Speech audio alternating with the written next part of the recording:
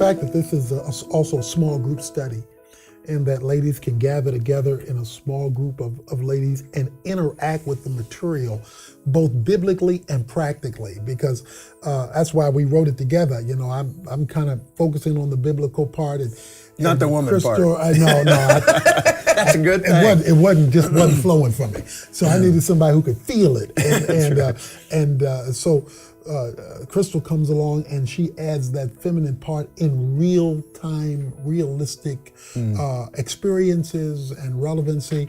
And so I think women will be able to sit around a table, sit around some coffee and cookies and tea, and be able to vibe with one another over the practical realities of what it means to be a woman, but the biblical hope of what it means to be a kingdom woman. And I think that will add a uniqueness to the study surrounding kingdom. And that's a great idea, because if you look at women traditionally, women had that before technology took over our lives. You know, 100 years ago, 50 years ago, women were together. They raised their kids together. They prepared meals together. They just hung out together a lot more than they do today.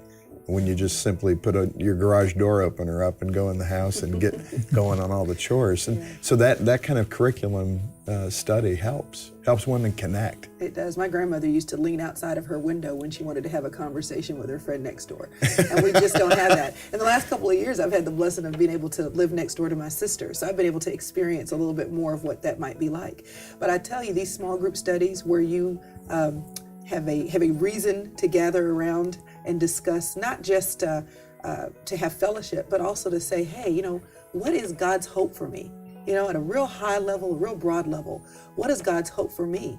And to be vulnerable enough to share that with other women, and then to be challenged with the idea of now that you know that, what are you going to do about it? You know, the strength of women, too, is that ability to connect. There's been many books written about it, Mars and Venus and spaghetti and waffles.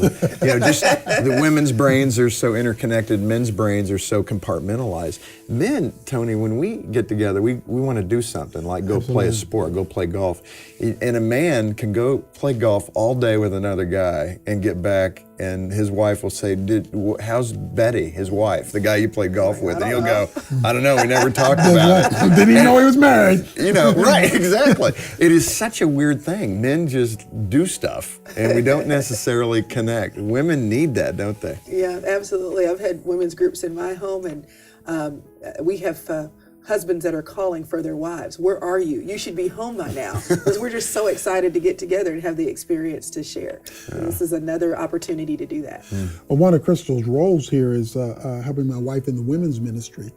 And that also intersects with our small group ministry. So she's actively involved in connecting women with other women, women with other needs. And it's exciting to see women bond with one another so naturally and helping one another. It's a fight to get men to do that, because being vulnerable and being a man, they don't equal, okay?